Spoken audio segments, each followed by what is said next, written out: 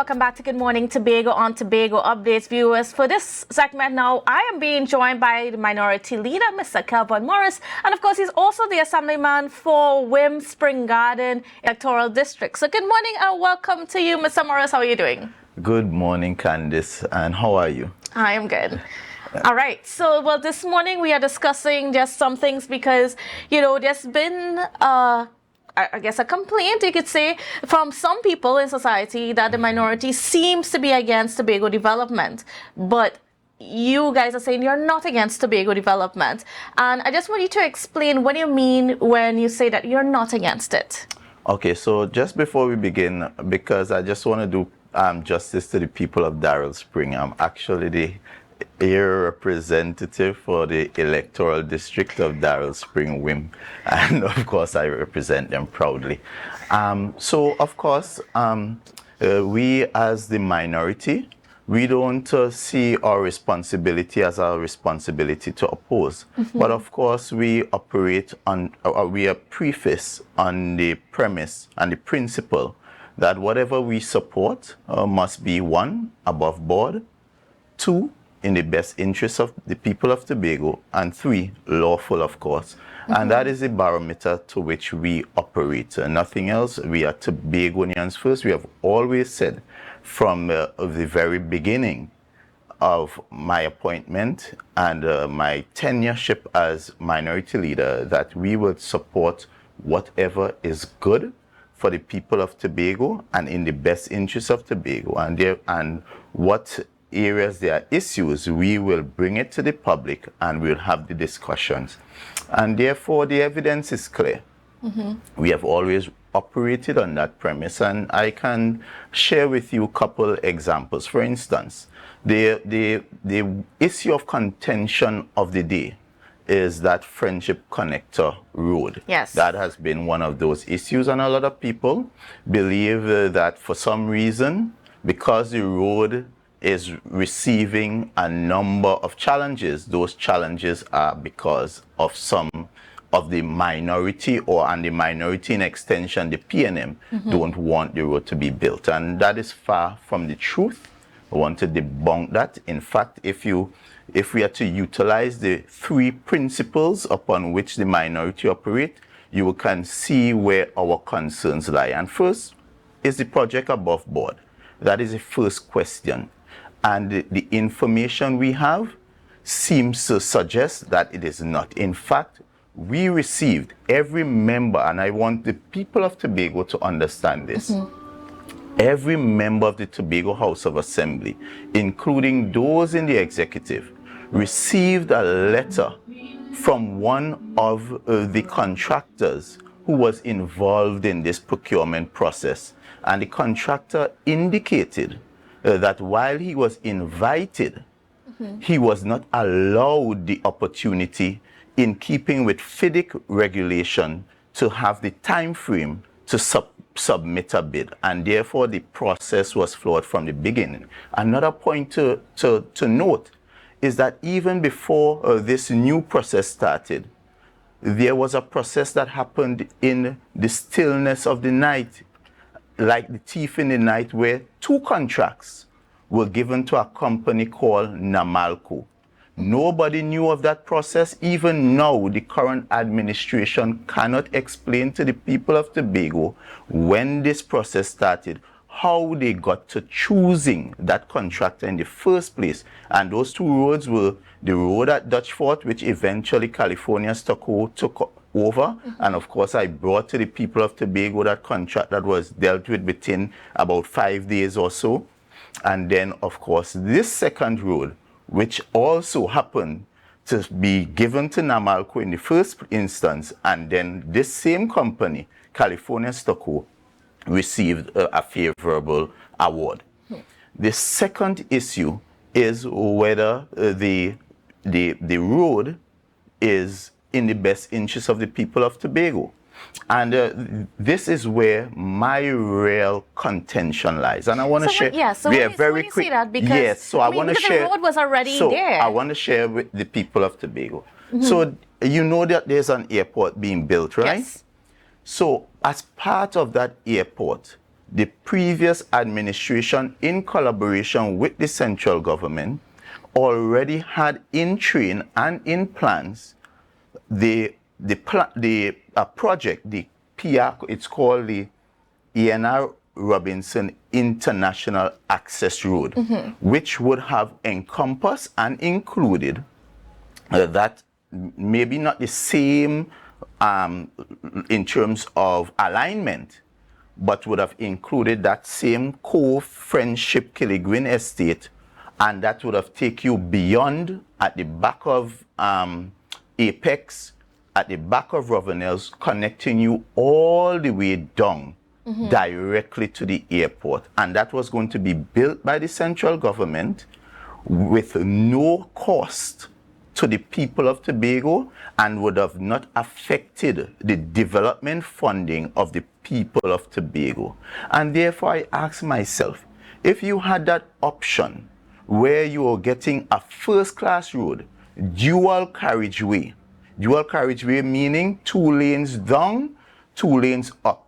They were also going to upgrade the Tobago local road to facilitate additional traffic. So you was having a road on one side, upgrade Tobago local road, put in the necessary infrastructure, drainage and all of that, utility corridor to put all your lines underground, etc., etc. And that was going to be built in collaboration, the central government working with the THA, and they were going to build that together for the people of Tobago, as has been done with a number of projects. We had the 2 hospitals, Scarborough Hospital, Roxburgh Hospital, all those police stations. So it's not a new thing that the central government would collaborate and do development in Tobago. But yet, this administration chose to embark upon a design build finance arrangement, meaning that they don't even have the funding as yet. So what they are really doing is mortgaging the future of Tobago and the future development allocation that Tobagonians are receiving to build a road which they could have really gotten in earnest free. And that is what I mean by in the best interest. So it's not, so we will never, and I want this point to be forcefully made, we were never against the road, because how could we be against something that there were plans to be built? What we are saying is that there was a better arrangement, because this road is only going to take you, it's 2.5 kilometers. It's going to take you from the beginning of Cove to the end of the Killigrew Estate, right around where you have that intersection just before Apex. And I'm saying, if you have the opportunity to get for free a first-class international road, why would you take a different option? Why would you use the opportunity cost, the benefit foregone? This road started off at $65 million. And now, because of all the challenges that are happening, it's going to really cost the people of Tobago over $100 million. That is $100 million that could have gone to agriculture, tourism, to go into other areas of infrastructural need. And that is what we meant by in the best interest. And that's lawful now.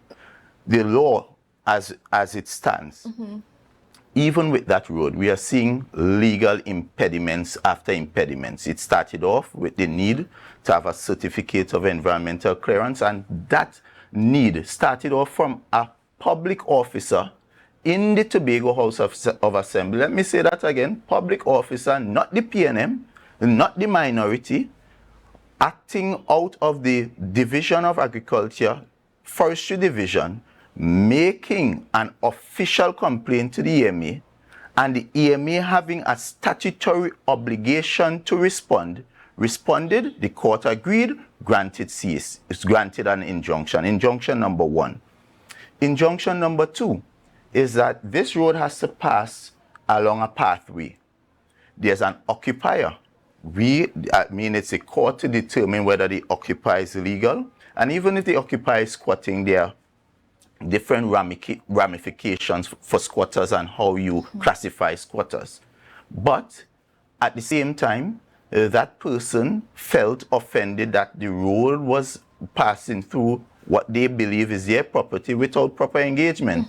They went to the court initially gave an injunction. That's injunction number 2. Injunction number 3 now we are hearing is that this road started without even engaging a bona fide owner of property. So what this administration has actually done is something that is very unlawful. Kandace, if you or I just decide to build our property on somebody else's land, that is called trespassing, and you would be locked up. All right. So, I mean, I just want to break this down a little bit. First of all, in terms of the road that was supposed to be built by the central government. Now, one of the complaints that has been coming from the THA is that there has not been a meeting with the persons responsible for that airport build and the THA in regards to exactly what are the plans, because I mean there is some ambiguity in regards to that whole project that's been going on. So what has been your intervention there? Because we've heard we've heard that repeated, that there has not been a meeting, that this is happening. And there hasn't been a meeting with the current administration to make sure that there is that collaboration. Kandace, and let me take you back, because see, sometimes we can allow disingenuous kind of conversations to take over the space. You recall what was the first major intervention by the Prime Minister of the Republic of Trinidad and Tobago, and that was that he took key members of his cabinet and he brought them. He didn't ask Tobago to come to Trinidad. He brought his cabinet to Tobago. And he sat with the entire executive of the current administration. And what was the discussion? At that table, the Prime Minister came with his key members for them to discuss all the key priority areas of development, shared with them where there would be interlap and interactions and where the necessary interventions would be required. And that would have prefaced all the other conversations to come. So for this administration now to say that they did not know and they do not have access to the ministers is a really, really disingenuous one. And therefore my information is there was and continues to be a standing committee for the airport. In fact, the THA had a representative from the Division of Infrastructure, including within the current administration. I'm saying what existed, right? And that is what existed, a standing committee, and therefore it included the THA. And I see absolutely no reason, and the THA must explain why are they now not part of that committee. And a lot of it is down to arrogance, because you would have seen the posture of this current administration. And I have been saying to them, I say, sometimes you win more by, there's a difference between fighting and fighting up. Yes, you must be strong, you must stand up for your rights. But at the same time, there are more benefits to the people of Tobago by collaborating, because when you collaborate, what you do is that sometimes you end up getting 2 bites at the cherry, because you get the central government to collaborate with you on projects. Look, for instance, there was a project, the Marina project, which was to happen at Cove. This administration decided we don't want it at Cove. We're going to do it ourselves up at Kings Bay. They put out an RFP since 2022.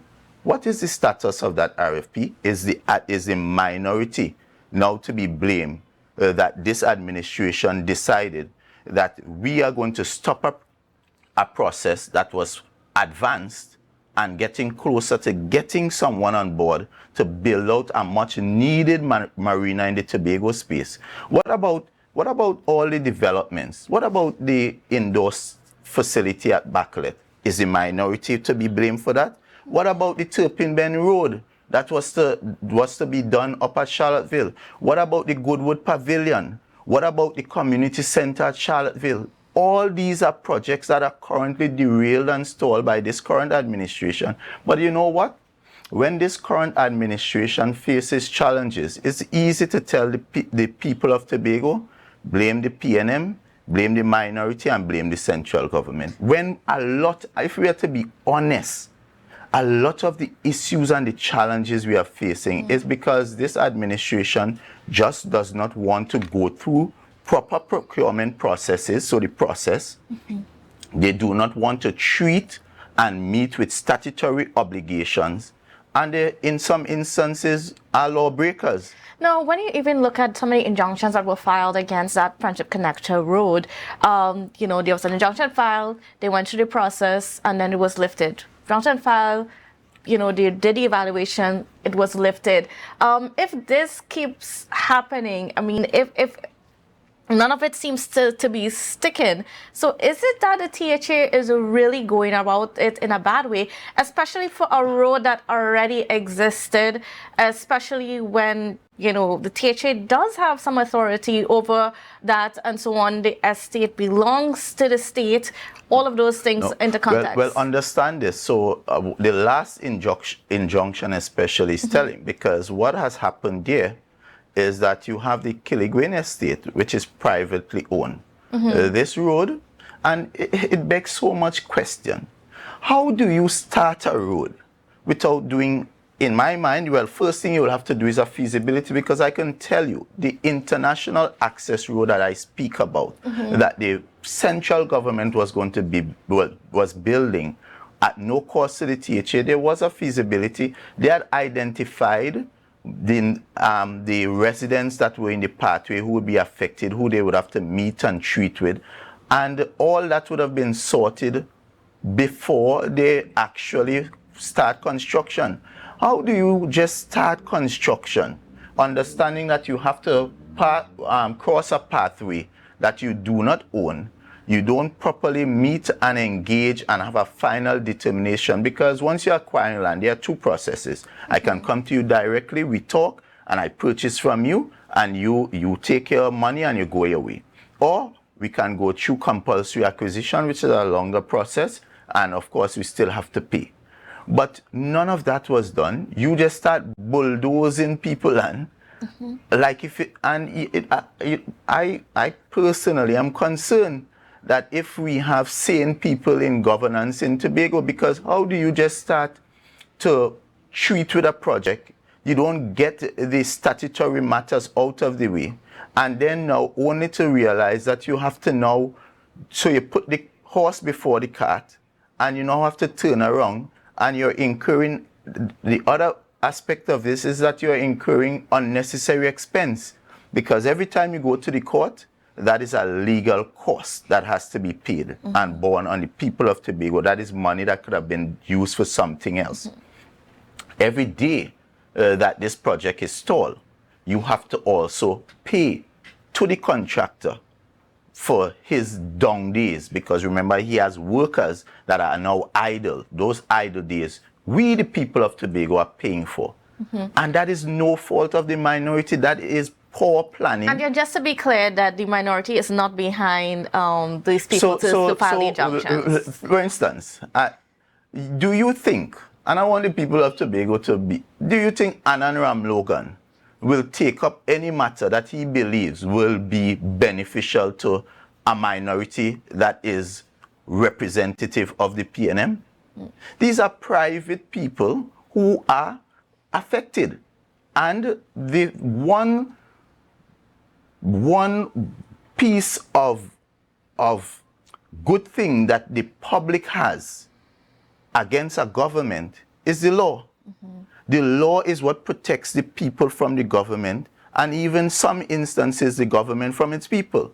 And therefore the people utilize that one thing that they can be sure about, that would be at least in some instance fair, and that is the court.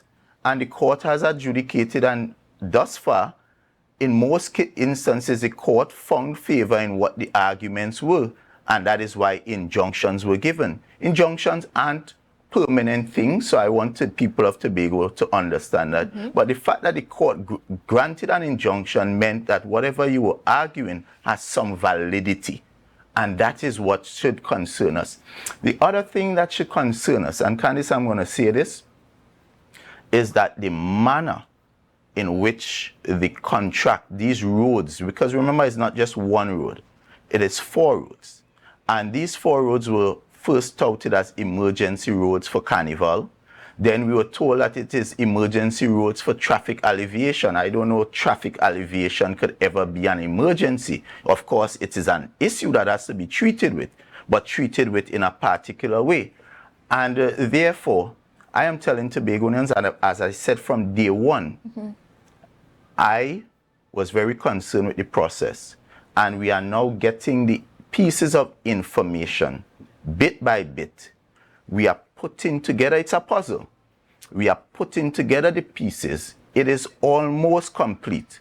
And as soon as we have, and I'm saying it to you Tobagonians, as soon as we have the full picture, we will be bringing this picture to you, placing it in the public domain and placing it also with the legal authorities of Trinidad and Tobago, because those 4 projects, I'm putting it to you, is not, there's more in the mortar than in the pestle. And we are certainly looking forward for that. But unfortunately, we are out of time for this morning. But I want to thank you so much, Mr. Morris, for being on with us and for sharing with us those details. And we're looking forward for more as the information comes to light. Certainly.